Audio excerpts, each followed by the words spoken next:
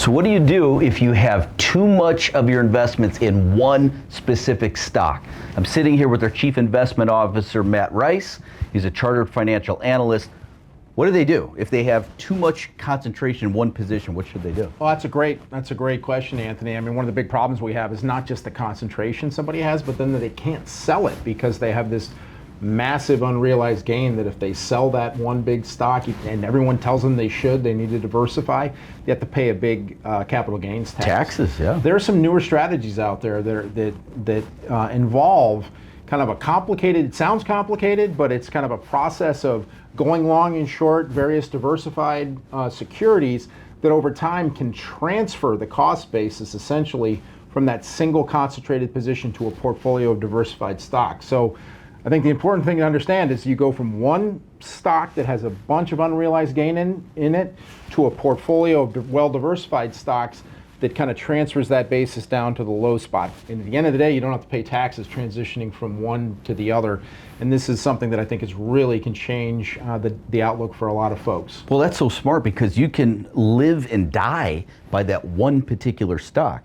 And don't take it the wrong way, because maybe what got you here, right? You have stock that took off. That's not necessarily going to take you there, especially from a diversification aspect. There's some risk.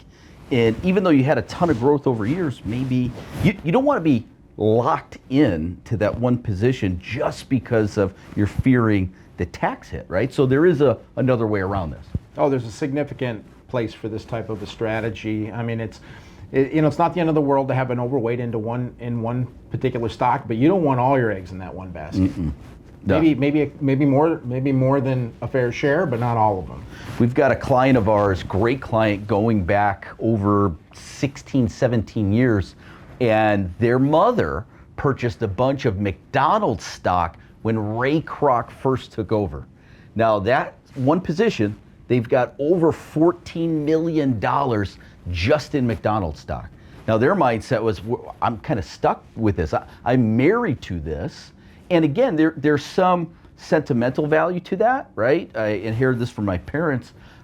Even with that stepped up cost basis, for years they've had it, and they feel stuck. They feel married to it because of the taxation. But that's a prime example of someone that is seeking another opportunity to better diversify versus be stuck with that for life. No, absolutely. If that person can end up with a portfolio over time of maybe 10 or 20 of the largest companies in the S&P 500 index and diversify that McDonald's exposure. Yeah. McDonald's is a great stock, and sure, maybe that should remain part of that client's portfolio. But if it can become 10% of the client's portfolio and 90% can be transferred to these other things, that just creates more downside protection. Because bad things can happen, great things can happen with any one stock, and very, very bad things can happen with any one stock, and that's why we need to diversify. Absolutely. We all know too, us being in the Chicagoland area, I recall there were people, employees of Lucent Technologies, and that company's stock was taking off like a rocket.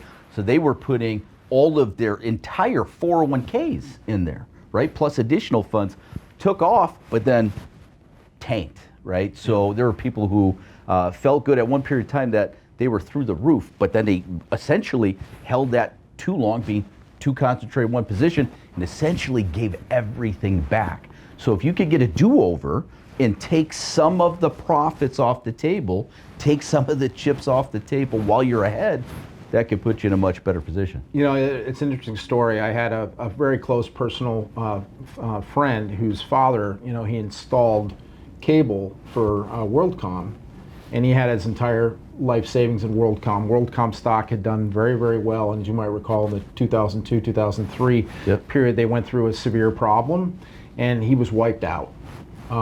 It's funny, he never blamed anyone else, he blamed himself, but he said, I couldn't sell it because of the taxes.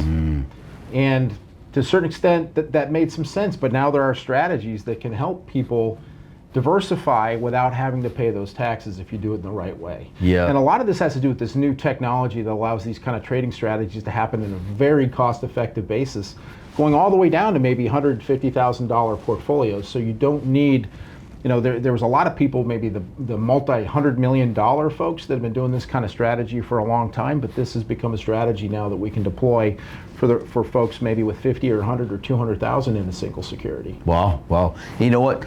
People I've seen over the years get caught up. They'll watch even their portfolio in general, right? As things go up, they say, well, I don't want to sell, I'm making money. But all of a sudden, market starts coming down. Well, I don't want to sell because I'll lock in losses. And if you can't sell on the up, you can't sell on the down, well, when do you sell? So you have to make sure you have a plan where your investments are kicking off income, but then you also have tax protection, riding the appreciation, but also having tax protection. So Matt, and when it comes to that, right, trying to mitigate some of the taxes you're going to pay on your investments, that's one of the things we've done, right, at Goldstone Financial Group, is not only having someone like Matt, who's our CFA and CIO navigating this with investments, but we've also brought in-house very high-level CPA, as well as multiple IRS enrolled agents to help assess what are the best ways to create a plan to minimize the taxes on the investments of the clients that we work with, to try and keep as much of the investments in your accounts where we believe it should be. So it's not just about growing the money, it's how do we grow the money in a tax efficient way, correct? Absolutely, and I think this is one of the challenging parts, is what this requires. This requires smart investment people and smart tax people to kind of know each other's lane a little bit, and to work together, to come together. And I think there's a lot of really good firms out there that might know the tax side and might know the investment side. Yep. But at Goldstone Financial, I think we can put those two sides together in a way that's very unique. Yeah, yeah. So hey, we look forward to sitting down with you, see if we can help build a plan for you as well.